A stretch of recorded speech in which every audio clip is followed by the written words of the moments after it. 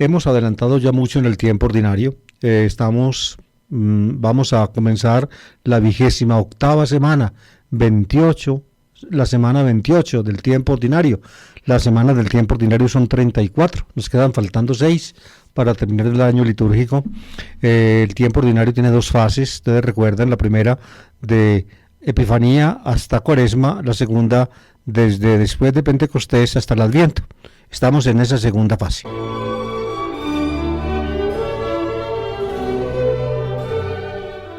Las lecturas propuestas en los leccionarios litúrgicos para este domingo provienen la primera del libro de la Sabiduría, uno de los libros del Antiguo Testamento, la segunda de una carta apostólica, en este caso la llamada Carta a los Hebreos, y la tercera del Evangelio, en este caso de Marcos. Estamos en el ciclo dominical y se prefiere para el ciclo A Mateo, para el ciclo B Marcos y para el ciclo C Lucas.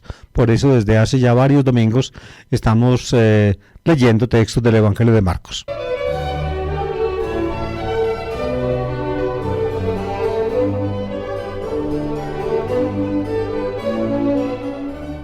El libro de la sabiduría en griego se llama Sofía Salomonos, sabiduría de Salomón. No pertenece al canon hebreo de la Biblia y por tanto los judíos no lo consideran como parte de su canon, del canon, es decir, la lista oficial de los libros sagrados. El canon hebreo de la Biblia, naturalmente, como su nombre lo indica, solamente tiene libros hebreos, libros compuestos en hebreo y parcialmente en pedacitos, por allí en uno y otro, en arameo. Las tres grandes partes del canon hebreo son la Torá, los 5 libros de Moisés, luego los profetas, que comprenden desde el libro de Josué, Jueces, Samuel y Reyes, y luego la colección de profetas Isaías, Jeremías, Ezequiel, y luego los llamados 12 profetas. Ahí están los profetas del canon hebreo, y un tercer grupo se llama los escritos, Ketuvim se dice en hebreo. A ese grupo de los escritos no pertenece pues este libro de la sabiduría, como sí pertenecen libros escritos en hebreo que tienen más o menos el mismo trasfondo, la sabiduría, la Jochma, como se dice en hebreo. Este libro, el llamado libro de la sabiduría, fue compuesto entre los judíos alejandrinos por allá, a fines del siglo I. Algunos dicen de antes de Cristo, algunos dicen lo llegan a poner ya en el siglo I después de Cristo. En todo caso, dentro de los 7 libros que la Iglesia Católica acepta como parte del Antiguo Testamento, de entre los 7 libros, este es el más reciente. Hay 7 libros que la Iglesia Católica admitió dentro, decir, como un agregado a los libros que tenía el canon hebreo. Estos libros son llamados por los católicos deuterocanónicos, es decir, secundariamente canónicos o canónicos en segundo lugar, es decir, pertenecientes a una segunda edición, llamémosla así, del canon. Canónico significa que pertenece a la lista de los libros sagrados. Los protocanónicos son aquellos entonces en el lenguaje católico que coinciden con los libros del canon hebreo de la Biblia y por tanto de los judíos. Y los deuterocanónicos son 7 que no pertenecen al canon de los judíos y que los cristianos desde épocas muy antiguas fueron poco a poco dejando entrar en la lista de los libros sagrados hasta que finalmente pues se consideraron canónicos, como lo dice ya explícitamente después de algunos otros documentos eclesiásticos el Concilio de Trento. Este libro, Sofía Salomonos, Sabiduría de Salomón, es el más reciente de esos 7 libros, el más reciente, surgido, pues, como les decía yo, a fines del siglo I antes de Cristo o comienzos del siglo II. El autor es desconocido, es un autor anónimo. Precisamente el hecho de que se le titule Sabiduría de Salomón trajo consigo el que fuera considerado Salomón su autor. Sin embargo, esto pues críticamente es imposible. El libro es un libro escrito en griego. Si Salomón hubiera escrito algún libro, pues lo habría hecho en hebreo, no en griego. Es un libro escrito en griego que revela las condiciones del pensamiento helenista que empezó pues a tener vigencia entre los judíos a partir del siglo III antes de Cristo, cuando Alejandro el Grande irrumpió en Oriente, conquistó Egipto, conquistó Palestina, conquistó Siria, conquistó Mesopotamia y conquistó Persia. El pensamiento griego pues entró, digamos, a borbotones en toda la región oriental del antiguo cercano Oriente e informó, es decir, trajo consigo una nueva cultura. Esa nueva cultura se llamó helenismo. Helas significa en griego Grecia. Helín, el griego, Helín y la griega. El helenismo es esa mezcla de culturas, la griega desde Occidente y las orientales, empezando por la cultura persa, que era en ese tiempo la dominante, pero también las culturas mesopotámicas de Siria y Palestina.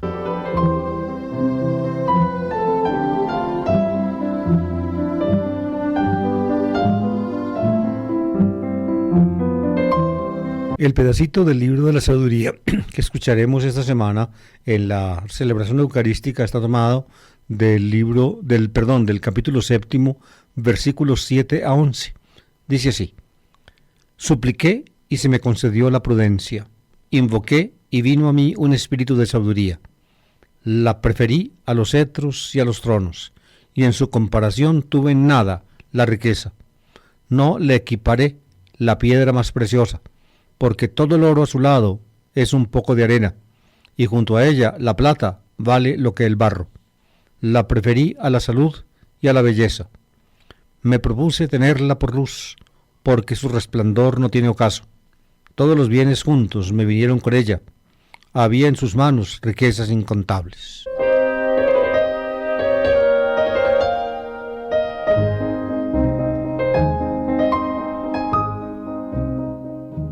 Ya, queridos oyentes, en la elaboración deuteronomista de las antiguas tradiciones de los reyes de Israel, de David, de Salomón y de los dos reinos subsiguientes, el reino de Israel en el norte y el reino de Judá en el sur, ya en esa reelaboración deuteronomista de estas tradiciones, Salomón empieza a ser considerado como el prototipo del rey sabio. Salomón es el sabio.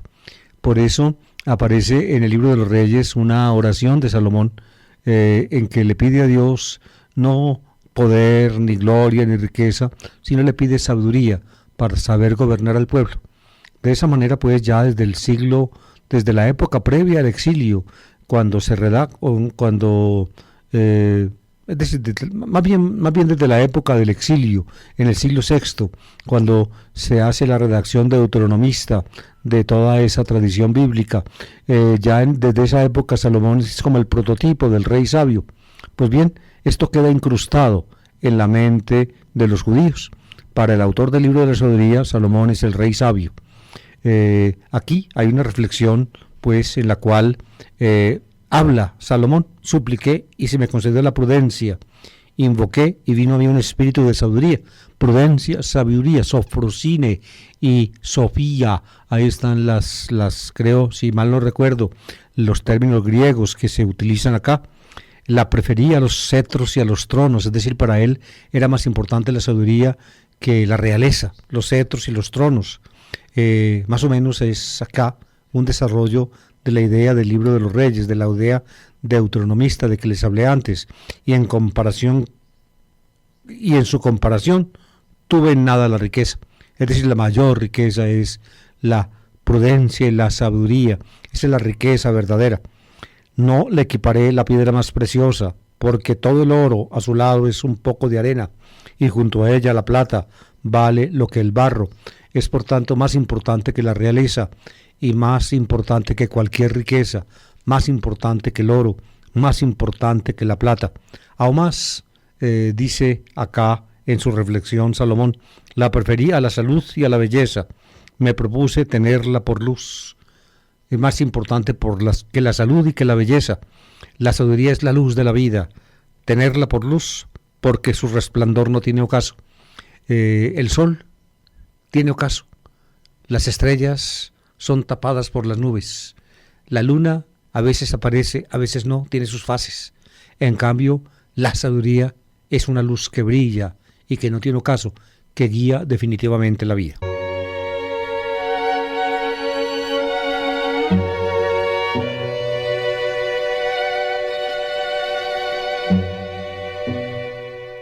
Y finalmente, como en la reflexión deuteronomista sobre Salomón, entonces a Salomón que pide sabiduría, Dios le concede no solamente sabiduría la que pide, sino también riquezas, poder y gloria.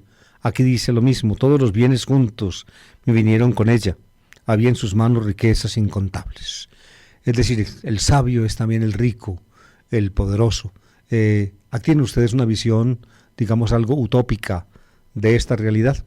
El texto es escogido por los que prepararon los leccionarios bíblicos precisamente como preludio de ese texto evangélico que vamos a leer más adelante, donde un rico, precisamente porque es rico, no es capaz, no tiene la decisión necesaria para seguir a Jesús, precisamente la riqueza, por tanto, de este rico le impide el seguimiento.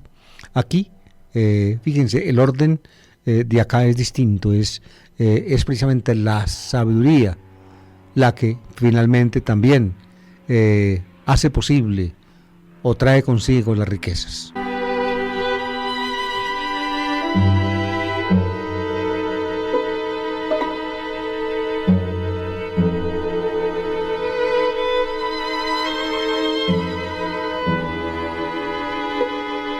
Ya el domingo pasado, amables oyentes, habíamos escuchado un pedacito de la carta a los Hebreos.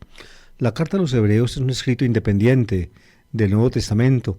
Tiene, aunque no se adecúa totalmente a la forma epistolar, y más bien parece un tratado, una especie como de disquisición teológica que propone un autor sabio a sus lectores. Sin embargo, tiene algunos datos que indican una cierta correspondencia, es decir, un cierto conocimiento del autor, de las circunstancias en que viven aquellos a los cuales dirige su obra. Pero básicamente, pues, es muy distinta esta carta a los Hebreos, la llamada carta a los Hebreos, que las cartas de Pablo. Durante mucho tiempo, como les expliqué, y esto hizo posible su admisión en el canon, sobre todo en Occidente, la carta a los Hebreos pasó o fue considerada como carta paulina. Esta consideración le abrió en Occidente el camino a esta carta en el canon bíblico. El destino de la carta en Oriente fue diferente, pero en Occidente el considerarla paulina hizo posible que las iglesias la fueran admitiendo entre los escritos bíblicos. Pero es un escrito realmente independiente. No está emparentada directamente ni con las cartas protopaulinas, las auténticas de Pablo, ni con las deuteropaulinas en sus diferentes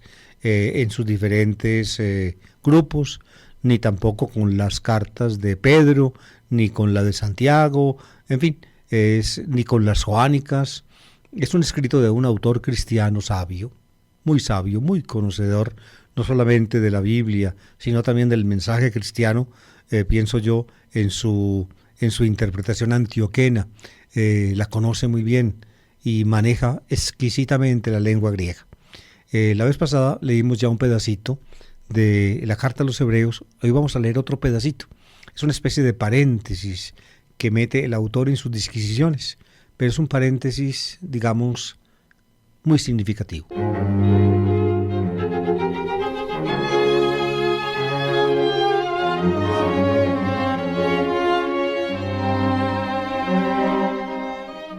Hebreos 4, 12, 13. Son 3 versículos, o 2 versículos. La palabra de Dios es viva y eficaz, más tajante que espada de doble filo, penetrante hasta el punto donde se dividen alma y espíritu, coyunturas y tuétanos. Juzga los deseos e intenciones del corazón. Nada se oculta. Todo está patente y descubierto a los ojos de aquel a quien hemos de rendir cuentas.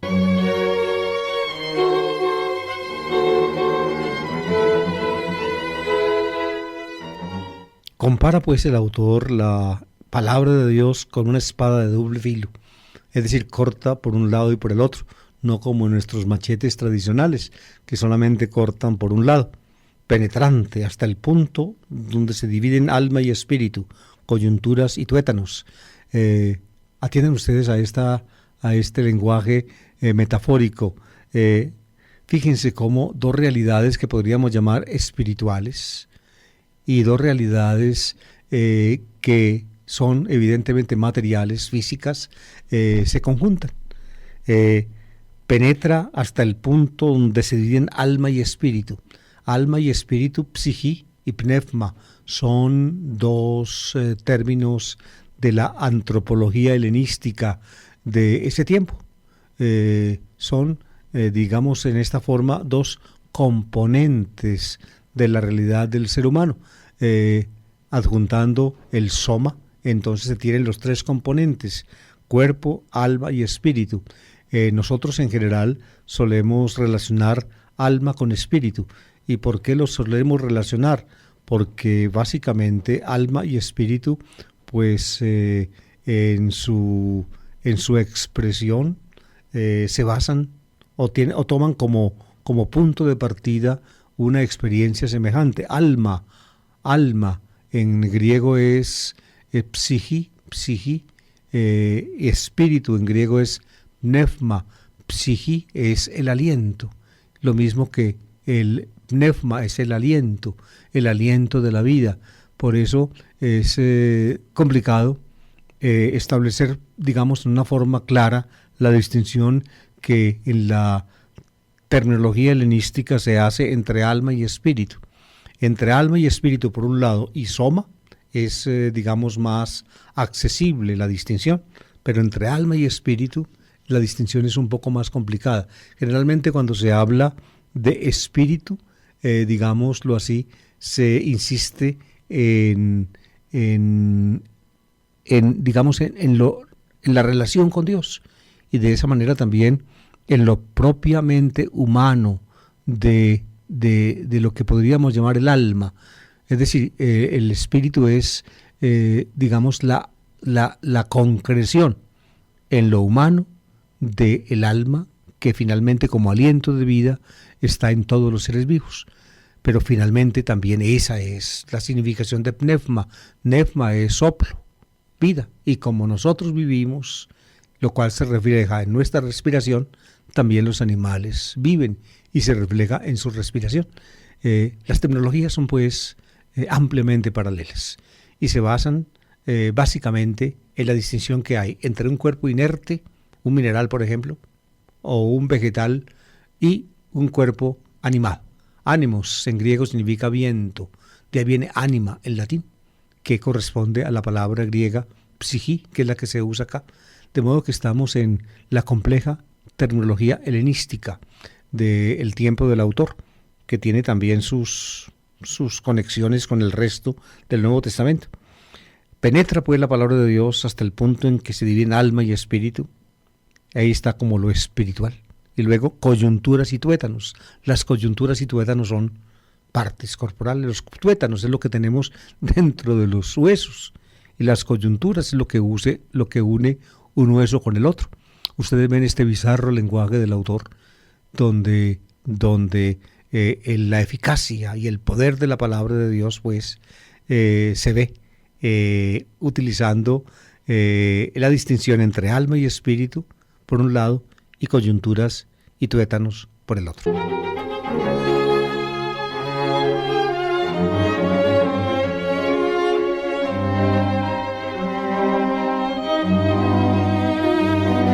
Pero esta terminología pues hasta ahora tan machacadamente helenística y tan poco, diría yo, precisa, pierde su importancia, o al menos muestra su muy relativa importancia si leemos lo que sigue. Juzga los deseos e intenciones del corazón. La palabra de Dios juzga los deseos e intenciones del corazón, nada se oculta. Por eso se dice que es penetrante, como espada de doble filo. Cuando la palabra de Dios nos llega, entonces se mete dentro de nosotros y llega a nuestro corazón, y por tanto nos puede juzgar, distinguir. Juzgar es en griego krinin es distinguir una cosa de la otra, deseos e intenciones del corazón. Sabe por tanto qué pensamos y qué queremos. Aquí se emplea el término semítico corazón, que no pertenece a la antropología helenística en la cual se está moviendo el autor. Ustedes ven que el autor es, por una parte, un autor helenístico, de pensamiento griego, y un autor de raíces judías. Aquí emplea cardía en la interioridad humana, interioridad humana, con lo cual evidentemente se conjugan también lo que él llamaba ahora alma y espíritu. Y para indicar también interioridad utilizaba de lo físico coyunturas y tuétanos. Las coyunturas es lo que unen los huesos y tuétanos lo que está por dentro de los huesos. Ustedes ven pues el lenguaje figurado que el autor está empleando. Lo importante, lo que quiere decir es que la palabra de Dios nos juzga, nos penetra, llega hasta el fondo de nosotros mismos, nada se oculta. Es decir, delante de Dios somos un libro abierto, no tenemos nada que ocultar porque nos penetra completamente. Y el hecho de penetrarnos completamente, entonces lleva al autor a poner al final de su consideración una frase que pertenece a la catequesis cristiana básica. Dice: todo está patente y descubierto a los ojos de aquel a quien hemos de rendir cuentas, el juicio divino. El juicio divino, una de las cosas pues que pertenecen a la catequesis cristiana básica, o como dice este autor en otro punto, a los elementos, a la leche que toman los niños, al alimento primordial, es esta, el juicio divino.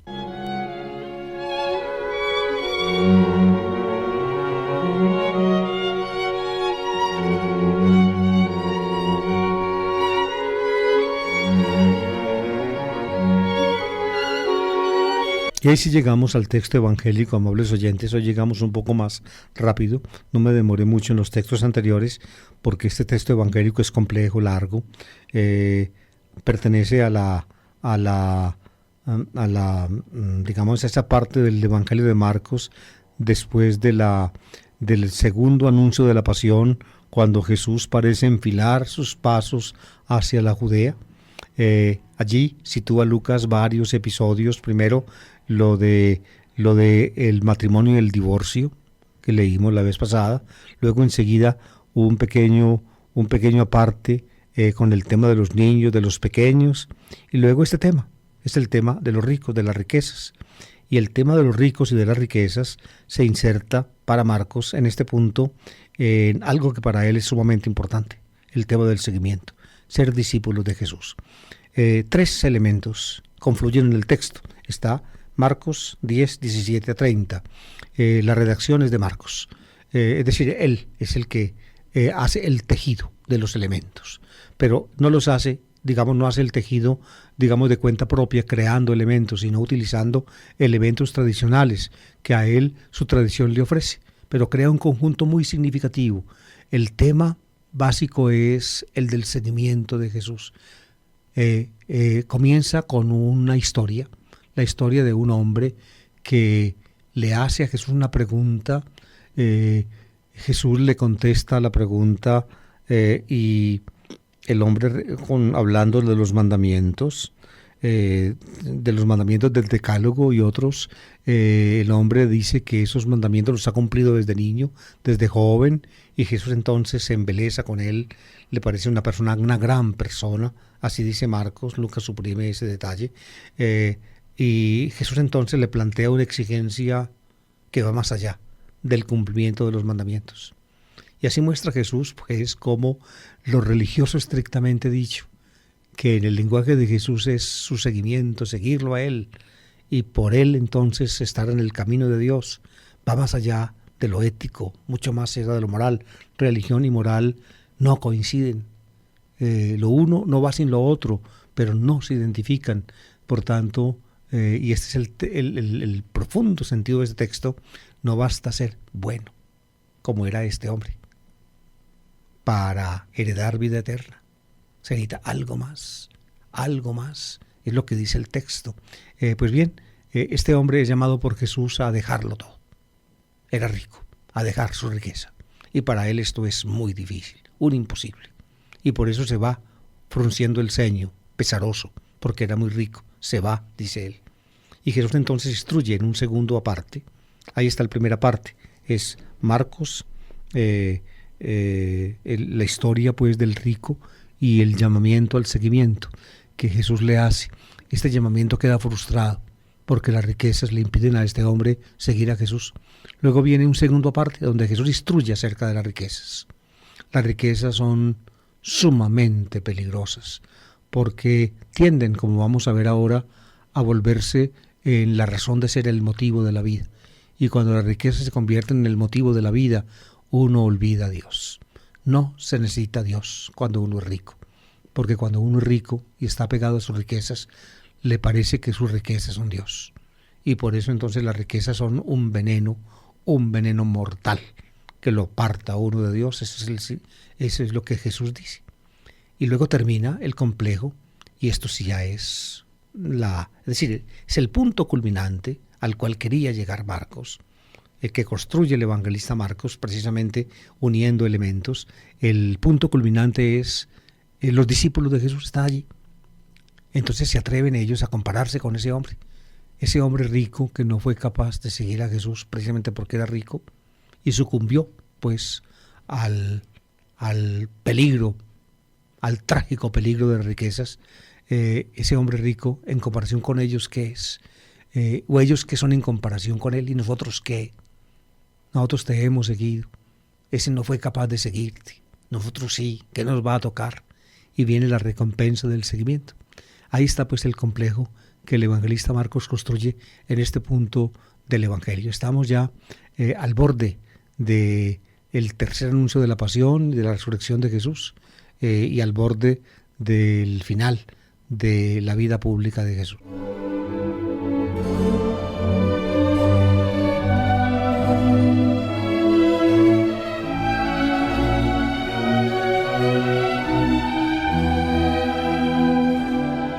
Marcos 10, 17, 30.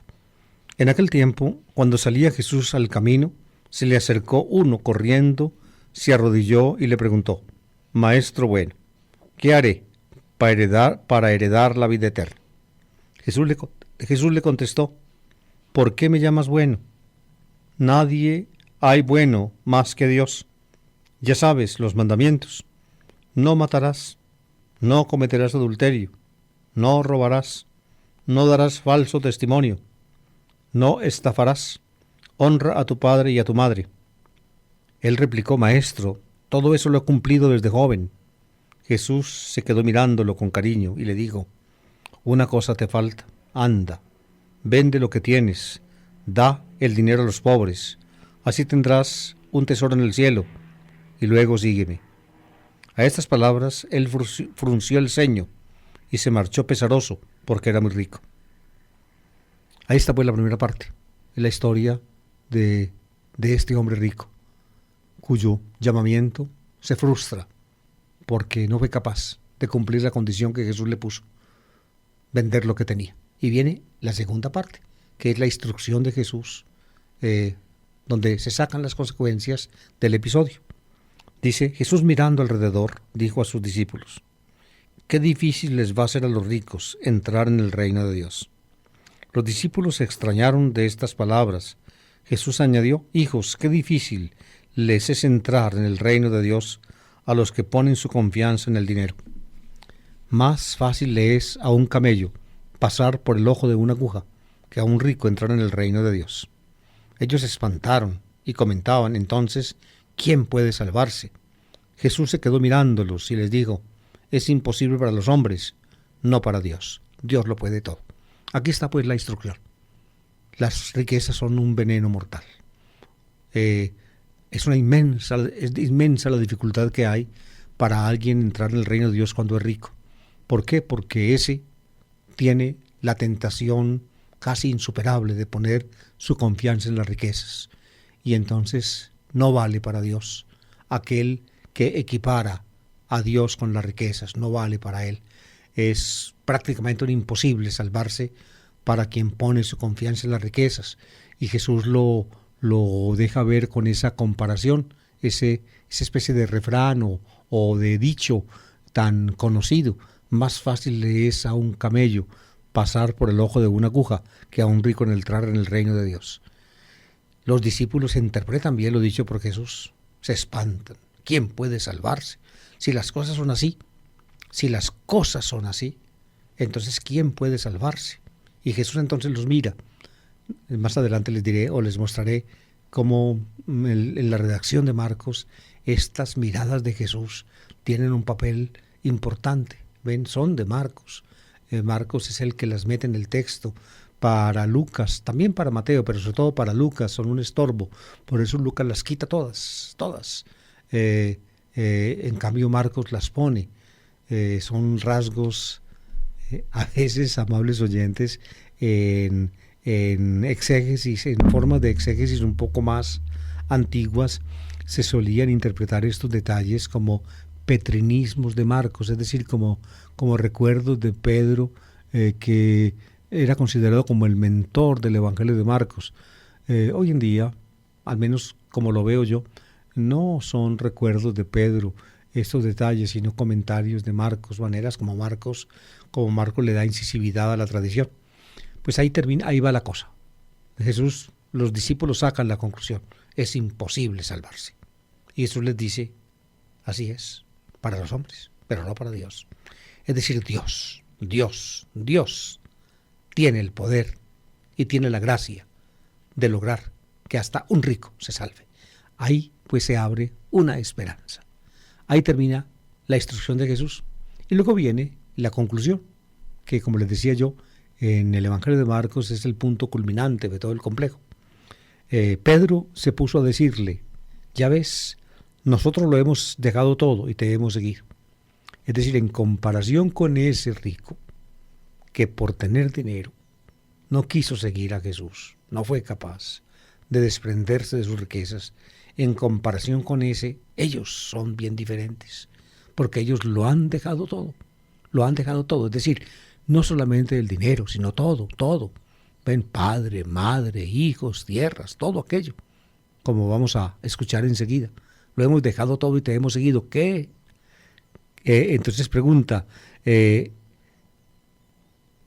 hemos dejado todo y te hemos seguido. Jesús dijo, es decir, ya Jesús refiriéndose a ellos: os aseguro que quien deje casa y quían, o hermanos adelfos, o hermanas adelfas, o madre mitera, o padre patera, o hijos tecna, o tierras, por mí y por el Evangelio, recibirá ahora, en este tiempo, 100 veces más: casas, y hermanos, y hermanas, y madres, e hijos y tierras, con persecuciones, y en la edad futura vida eterna.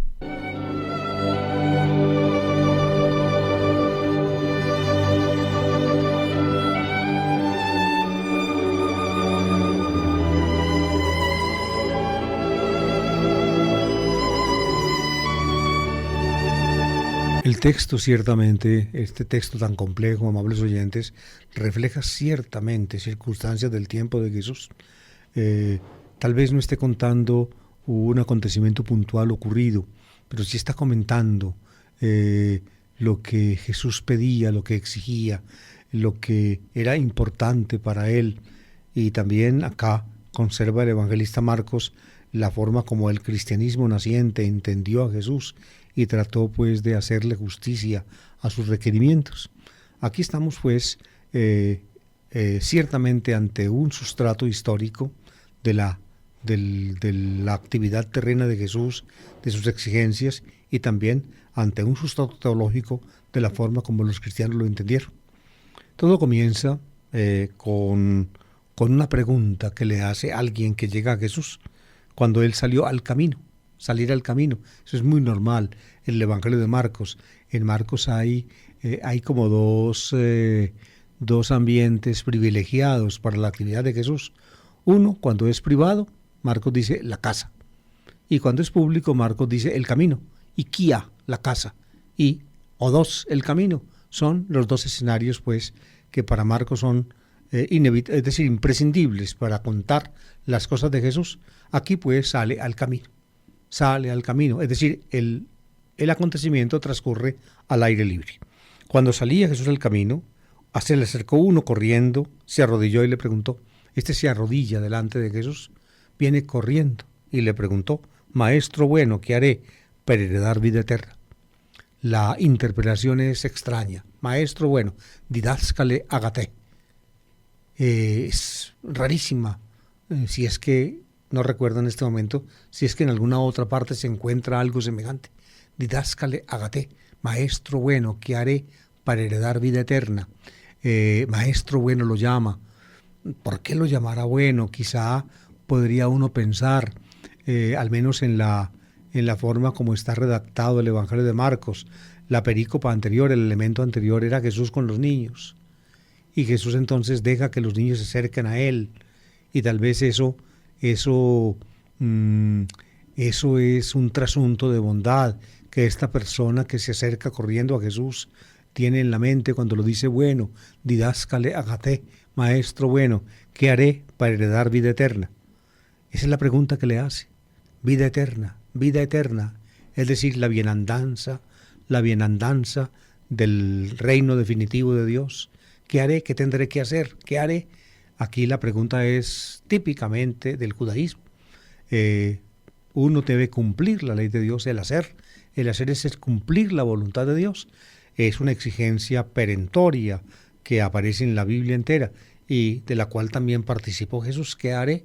Es decir, uno no puede simplemente creer, como dice por allá Jesús en el Evangelio de Mateo y el de Lucas, al final del Sermón de la Montaña o al pie de la montaña. No basta decir Señor, Señor, hay que hacer, es decir, cumplir la voluntad de Dios. ¿Qué haré para heredar vida eterna? Jesús le contestó, ¿por qué me llamas bueno? Nadie es bueno más que Dios.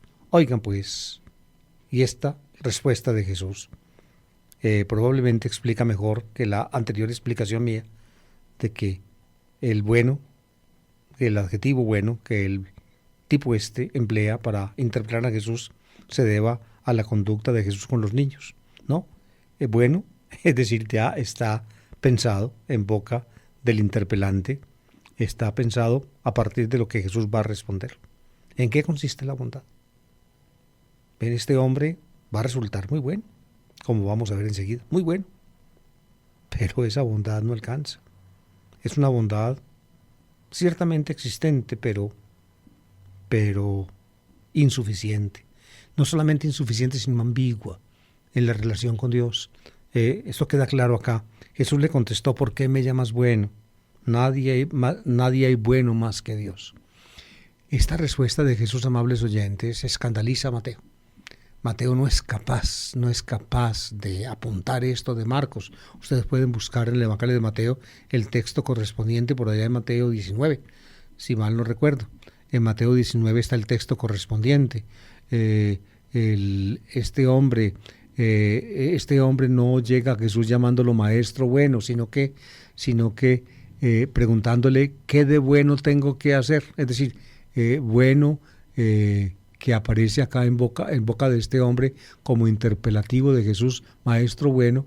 El Evangelio de Mateo se traslada a lo que él tiene que hacer. ¿Qué de bueno tengo que hacer para heredar vida eterna? Y la respuesta de Jesús también cambia. Aquí Jesús contesta, según Marcos, nadie es bueno más que en Dios, ¿por qué me llamas bueno? Pero Mateo no se atreve a poner eso en boca de Jesús, porque para Mateo no es posible pues deslindar a Jesús con Dios, decir Dios es bueno y por tanto Jesús no deja llamarse bueno porque no tiene, o al menos está deslindado de Dios. La cristología de Mateo no le permite eso.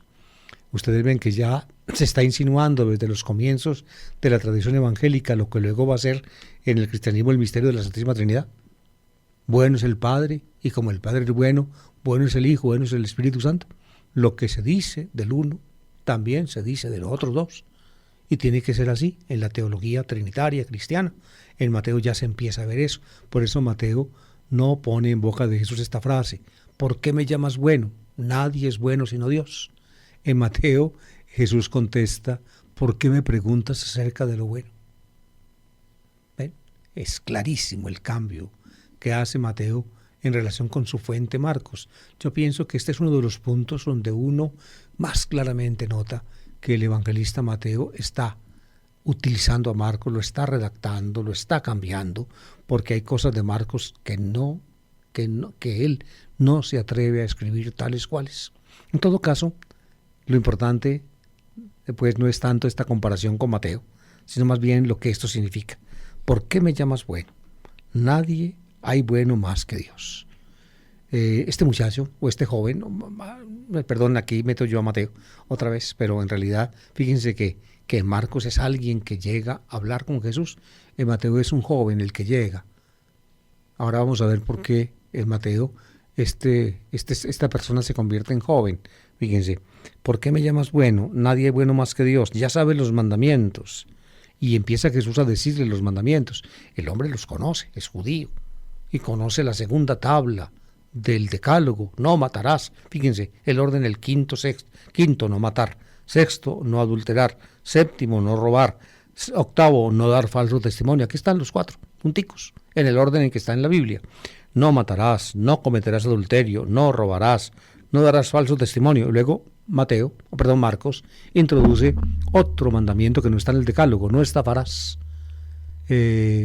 Mateo y Lucas ven que ese no está en el decálogo y lo suprimen. En Mateo y Lucas ese no estafarás, que está en Marcos, está suprimido, porque Mateo y Lucas quieren, digámoslo así, reducirse a los mandamientos del decálogo. Y luego después de esos mandamientos aparece el 4.º mandamiento: honra a tu padre y a tu madre. Ya sabes los mandamientos. Maestro bueno, ¿qué tengo que hacer para heredar vida eterna? Ya sabes los mandamientos. Este. ¿Qué le dice? ¿Qué le quiere decir Jesús? Cúmplelos. Ya lo sabes. Estás preguntando por algo que ya sabes. Ya sabes los mandamientos. Si quieres heredar vida eterna, cumple los mandamientos que sabes. Él replicó: Maestro, todo eso lo he cumplido desde pequeño, desde joven. Oigan pues, precisamente porque todo eso lo ha cumplido desde joven, fíjense, Mateo convierte este señor en el joven rico. Y ese es el nombre que en la tradición cristiana se le ha dado a este episodio, el joven rico. Pero en Marcos, que es el texto más antiguo, no se dice que sea joven, sino que él cumple los mandamientos desde joven, desde su juventud. Ekneotitos, dice el texto de Marcos. Atención a esto. Aquí entendemos, o pienso yo que podemos entender, por qué el juego con la palabra bueno desde el comienzo. Este hombre era bueno, indudablemente era bueno. Y llega diciéndole a Jesús: Maestro bueno. Y Jesús le dice: tú mucho cuidado con eso de bueno. No hay nadie bueno sino Dios. Solamente Dios es bueno. Es decir, él que cumplía los mandamientos podía considerarse bueno. Y todo el mundo le diría: bueno, qué tan buena persona es este.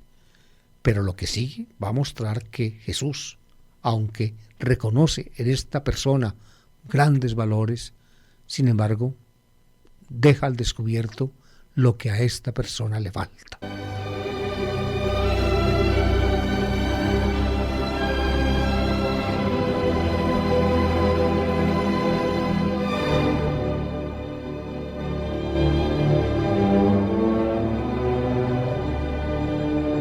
El evangelista Marcos anota con una de sus cuñas características cómo para Jesús es impresionante la bondad de esta persona.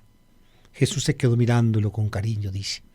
Mirándolo con cariño el evangelista, con esa frase que expresa un afecto de Jesús. A Lucas estas frases no le gustan y las quita sistemáticamente en todo su evangelio. Se quedó mirándolo con cariño y le dijo, es decir, Jesús por tanto lo admiró, se prendó en alguna forma de él. Jesús entonces pudo pensar: qué hombre tan bueno, qué persona tan buena. Desde jovencito, no ha matado, ni cometido adulterio, ni ha robado, ni ha dado falso testimonio, ni ha estafado, y ha honrado padre y madre. Pero todo eso lo ha hecho desde pequeño. Es decir, ese hombre es intachable según la ley de Dios. Lo que ha hecho, lo ha hecho bien. Según la ley de Dios, intachable. Es un judío intachable. Y Jesús lo reconoce. Y eso lo muestra Marcos con esa nota del sentimiento de Jesús. Se quedó mirándolo con cariño. Oigan pues, pero esa mirada cariñosa tiene un aguijón increíble. Cómo ha sido tan bueno. Entonces se le puede pedir más más, algo más allá de esa bondad que ha manifestado. Y al pedirle algo más que esa bondad con que ha vivido, Jesús muestra entonces, diría yo, la ambigüedad de toda bondad humana, de toda hechura humana, de toda acción humana, por más buena que sea, por más intachable que sea. Oigan pues lo que sigue.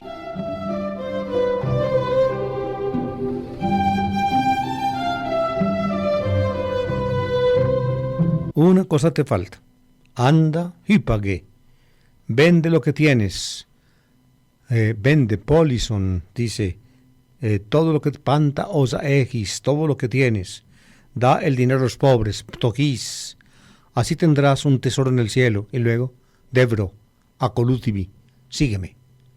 ¿Sabía Jesús que este hombre es rico? ¿O simplemente se aprovecha en la escena para poner este llamamiento y de esa manera mostrar una condición ineludible del seguimiento de Jesús? Todo esto puede ser perfectamente, una y otra posibilidad pueden darse en la explicación de este texto. Pero lo importante es esto.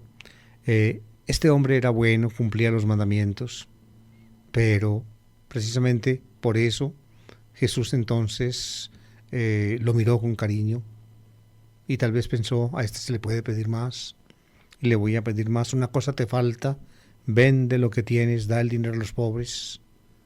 Más adelante sabemos que es rico, por tanto eso de vender lo que tiene y dar el dinero a los pobres, para él es algo demasiado difícil.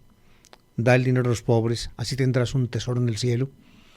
Ven, cuando tenía su dinero, entonces él tenía su tesoro en la tierra, y atesorar tesoros en la tierra es muy arriesgado porque, como dice Jesús en el Sermón de la Montaña, en una fuente que no es Marcos, dice que los tesoros en la tierra se los roe la polilla y los consume el óxido, el orín, como dice la fuente Q en Mateo y Lucas. Por tanto, los tesoros en la tierra son pasajeros, se acaban, como todo lo de la tierra se acaban, los vestidos se empolillan y los metales preciosos se oxidan. Por tanto, los tesoros en la tierra no son los tesoros válidos. El tesoro válido es el del cielo, Tendrás un tesoro en el cielo, es decir, dejando los tesoros de la tierra tendrás el del cielo. Ahora tienes el de la tierra, despójate de él para que lo tengas en el cielo y sígueme. Precisamente, si logra cumplir la condición de tener su tesoro en el cielo, este hombre podrá seguir a Jesús. Debro acolútimi, sígueme. Lo llama a ser discípulo. Lo llama a ser discípulo. Y para ser discípulo Jesús le pone la condición que aparece en otros puntos de la tradición de Jesús y que seguramente remonta a la práctica del Jesús terreno. Dejaban todo. Dejaban el hogar. Dejaban hasta la esposa.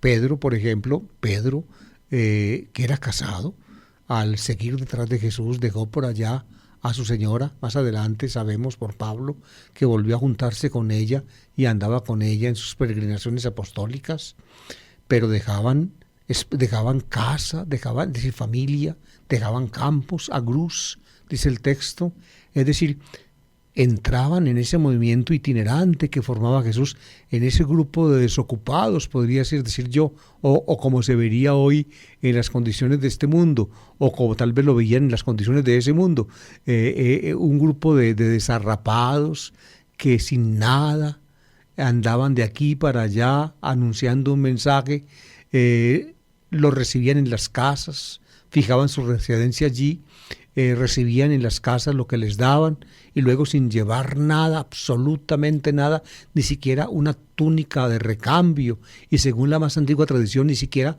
bastón ni alforjas, nada, ni fiambre, nada. Eso eran los discípulos de Jesús, nada. Vende lo que tienes, tendrás tesoro en el cielo. Tu tesoro ahora está en la tierra.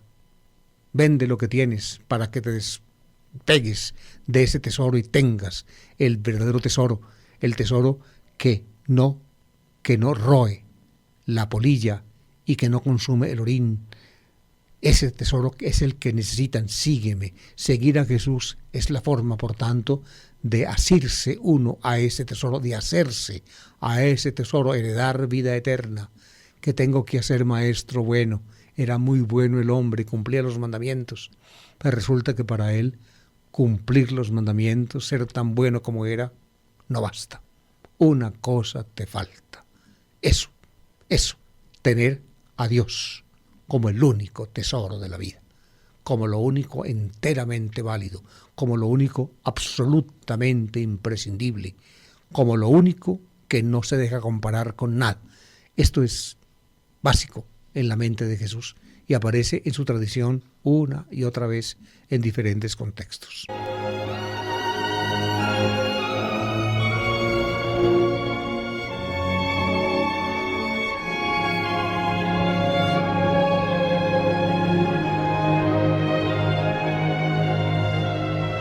Sometido pues a esta exigencia, este pobre hombre, dice, frunció el ceño y se marchó, pesaroso, porque era muy rico. Frunció el ceño, fíjense, otro detalle, llamémoslo psicológico de Jesús, que también suprime Lucas. Lucas suprime acá, fíjense, la mirada cariñosa de Jesús a este hombre, cuando le dice que había cumplido desde joven todos los mandamientos, y también suprime este detalle de que frunció el ceño y se marchó, pesaroso. Lucas dice que le dio tristeza, pero no que se marchó. Según Lucas, el hombre se queda allí con Jesús y escucha lo que sigue. En todo caso, este hombre no es capaz de seguir a Jesús. La exigencia de dejarlo todo es demasiado grande para él.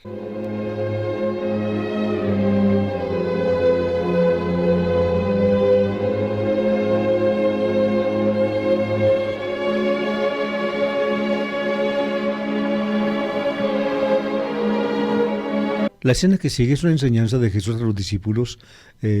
Podríamos llamar esto en la terminología de Bultmann un Schulgespräch, un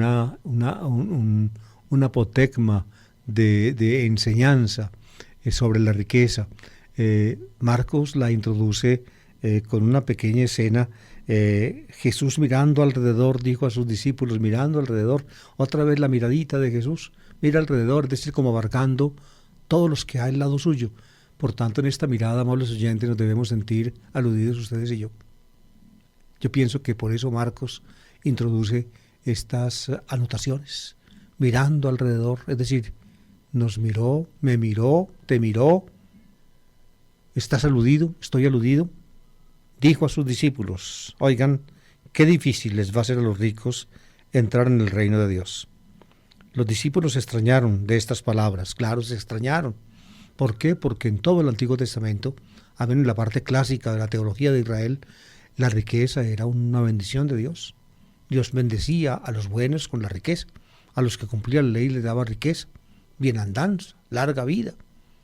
Larga vida, es evidente que este principio teológico de la Torá no tiene pues asidero en la realidad, y eso aparece ya en el Antiguo Testamento muchas veces. Es decir, hay buenos que son muy pobres, hay buenos que mueren jóvenes, hay buenos que son perseguidos y sufren. Por eso entonces esta verdad de la Torá, digámoslo así, no se sostiene ante la experiencia. Por eso, pero sin embargo, estaba en la mente de los judíos eso, de que a los ricos los bendecía Dios y que la riqueza era por tanto una bendición divina. Los discípulos se extrañaron de estas palabras. Fíjense cómo da de brega, a amables oyentes, a uno de los cristianos de hoy, asimilar estas palabras del Evangelio. Hoy hay que ver, sobre todo en los grupos evangélicos, en algunos grupos evangélicos, esa especie de insensación de la riqueza, de la comodidad, de todo lo que uno tiene. Eso hablando de los grupos evangélicos y hablando de la Iglesia Católica, esa especie como de incapacidad de la Iglesia Católica de sopesar realmente las exigencias de Jesús e irse al extremo en algunas y prácticamente descuidar otras. Como por ejemplo, toda la crítica de Jesús a las riquezas, todo eso en nuestra concepción católica viene desplazado. Es decir, somos exigentísimos en ciertas cosas de Jesús y otras las pasamos por el bigote, como esta. Qué difícil les es entrar en el reino de Dios a los que ponen su confianza en el dinero. Ahí está de nuevo la palabra de Jesús. Qué difícil, qué difícil. ¿Y por qué es difícil? ¿Por qué es difícil? Porque poner la confianza en las riquezas significa entonces tener el tesoro en la tierra. Y cuando uno tiene tesoro en la tierra, no tiene tesoro en el cielo. Es decir, Dios y la riqueza no pueden ser servidos simultáneamente. O Dios o las riquezas. No se puede y lo uno y lo otro, sino o lo uno o lo otro. Ahí tienen ustedes a Jesús, pintado de pies a cabeza.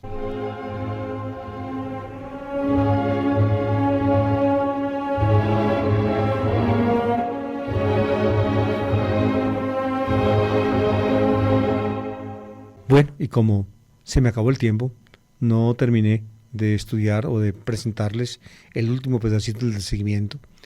Pedro entonces constata que con ellos, con él y los compañeros discípulos, no ha pasado lo mismo que con ese rico, que frunció el ceño y se marchó pesaroso, porque no pudo seguir a Jesús por su apego a las riquezas. Pedro le dice, o Pedro constata, nosotros te hemos seguido. Y Jesús entonces les asegura el premio del seguimiento. El premio del seguimiento es ni mucho menos, es decir, es la vida eterna. Aquello de lo cual preguntaba o preguntó el hombre ¿qué tengo que hacer para heredar vida eterna? Ese es el premio. Pero como en el seguimiento hay mucha renuncia, entonces Marcos se regodea acá de mostrar cómo los seguidores de Jesús que dejan tantas cosas adquieren como cristianos, y esta es una cosa interesante que lastimosamente no tuve tiempo de explicar en el día de hoy acá en el programa, como dejan tantas cosas, entonces como cristianos, metiéndose en el grupo cristiano, pues obtienen dentro del grupo cristiano todas esas cosas que habían dejado al separarse, al dejar tantas cosas para entrar en él. En el grupo cristiano, ellos que habían dejado hermanos o hermanas o madres o padre o hijos o tierras por mí, por el Evangelio, en la comunidad cristiana van a recibir 100 veces más casas y hermanos y hermanas, madres e hijos y tierras, con persecuciones. Es decir, aquí se nota la mano de Marcos. ¿Sí? Entrando en la comunidad cristiana tienen lo que dejaron, multiplicado por 100 veces más, lo tienen. Pero eso sí, los van a perseguir. Y finalmente, el último paso de la recompensa es vida eterna, es decir, aquello por lo cual preguntó el hombre cuando se acercó a Jesús: ¿qué tengo que hacer, maestro bueno, para heredar vida eterna?